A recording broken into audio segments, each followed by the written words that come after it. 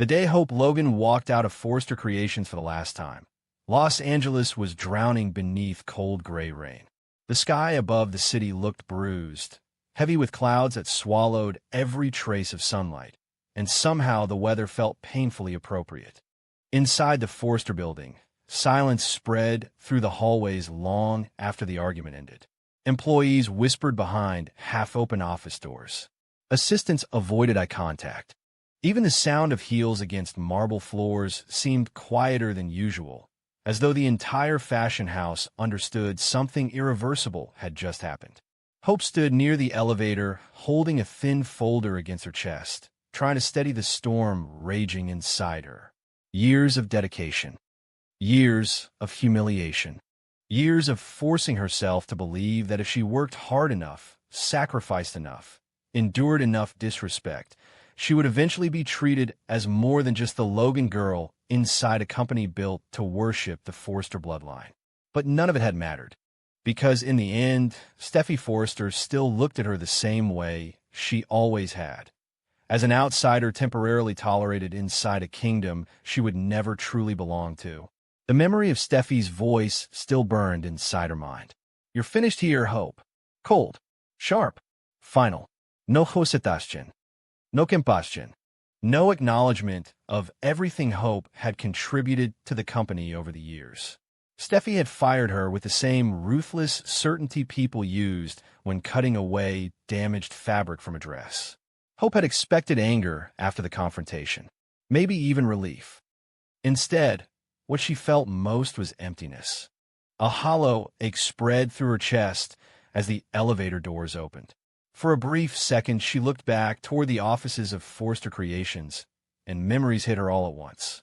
Her first designs, her excitement launching Hope for the future. The night spent working until dawn beside people who had slowly become family. The countless battles fought in those rooms. The endless effort to prove she deserved her place there. And suddenly she realized something devastating. She had spent years begging for respect from people who never intended to give it. The thought changed everything. By the time the elevator reached the lobby, something inside Hope had already begun transforming. Not breaking, transforming. Outside, rain struck the pavement in silver waves as she stepped onto the street. Reporters lingered near the entrance hoping for drama, but Hope ignored every shouted question. Her heels splashed through puddles while anger and humiliation twisted violently together beneath her calm expression.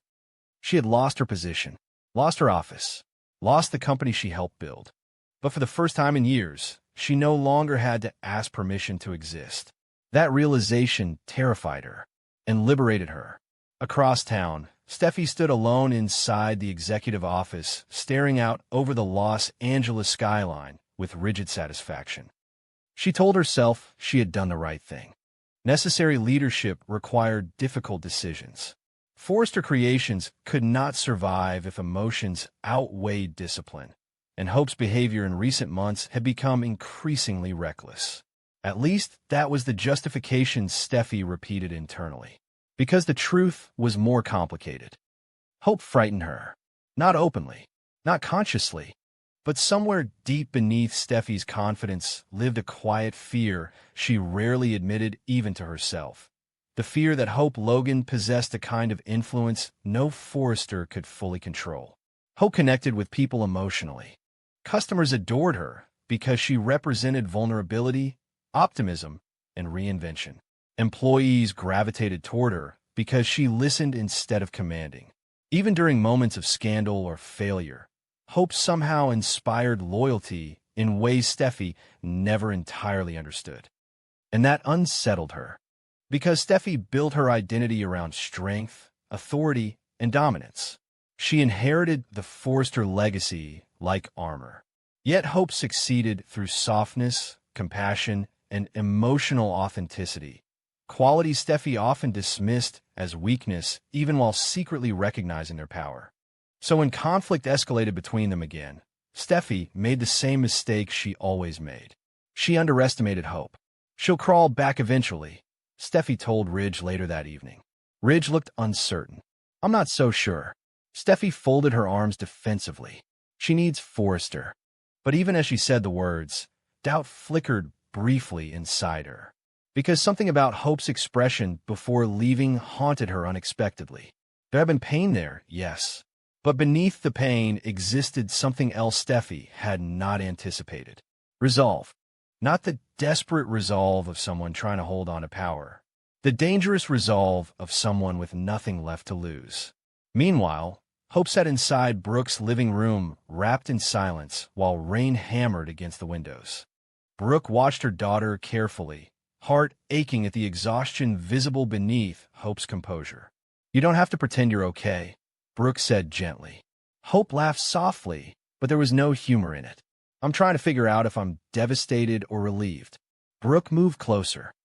"You gave everything to that company, and they still treated me like temporary furniture." The bitterness in Hope's voice startled even herself. For years, she had tried to remain diplomatic, mature, understanding. She swallowed insults for peace, endured judgment for professionalism.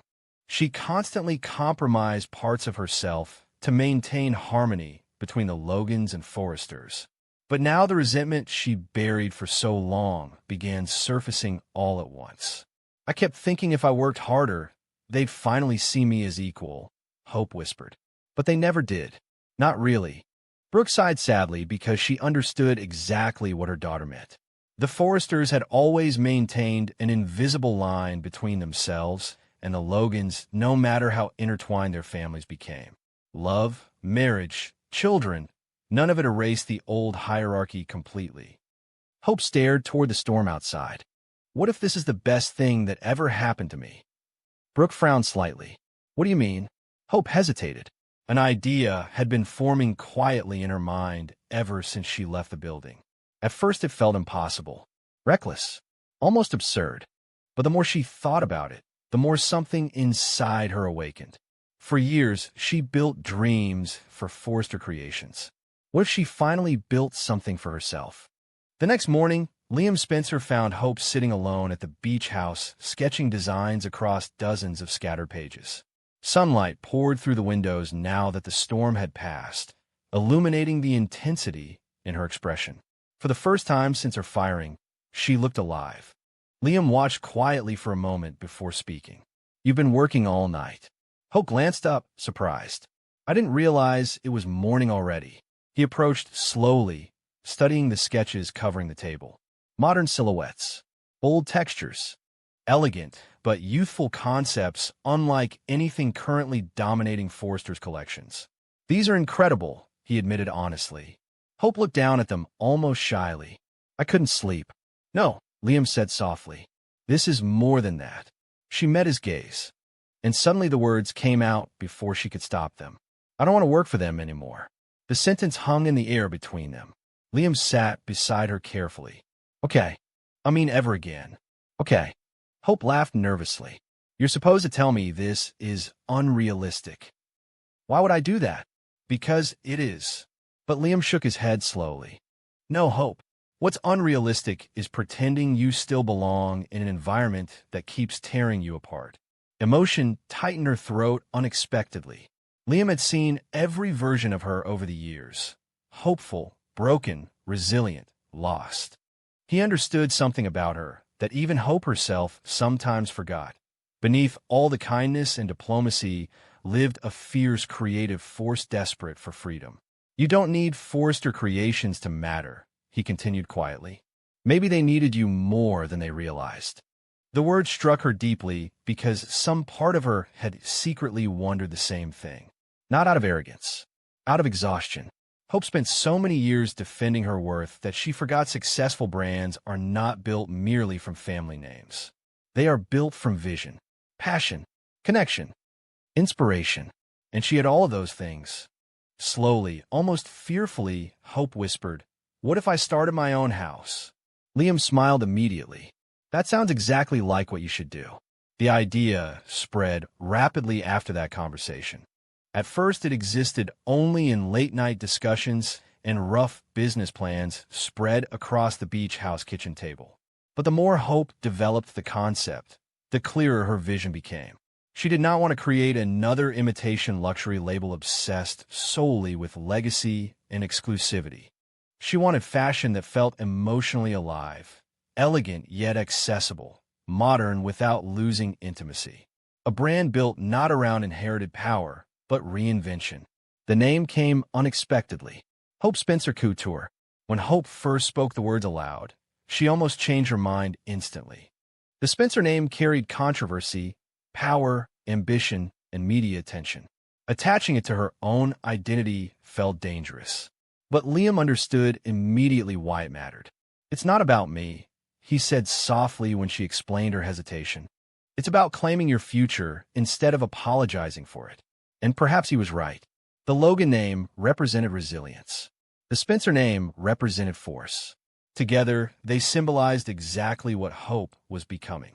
Within weeks, Liam invested heavily into launching the company. Office spaces were secured downtown. Investors who admired Hope's previous success quietly expressed interest. Media speculation exploded throughout Los Angeles fashion circles. But the moment everything truly changed came unexpectedly. Zen Forrester walked into Hope's temporary studio late one evening, carrying a portfolio beneath his arm. Hope looked up in surprise. "Zen," he smiled faintly. "I heard you're building something." She hesitated carefully. Trying to. Zen studied the sketches pinned across the walls. Creativity radiated through the room despite its unfinished state. Energy, risk, passion.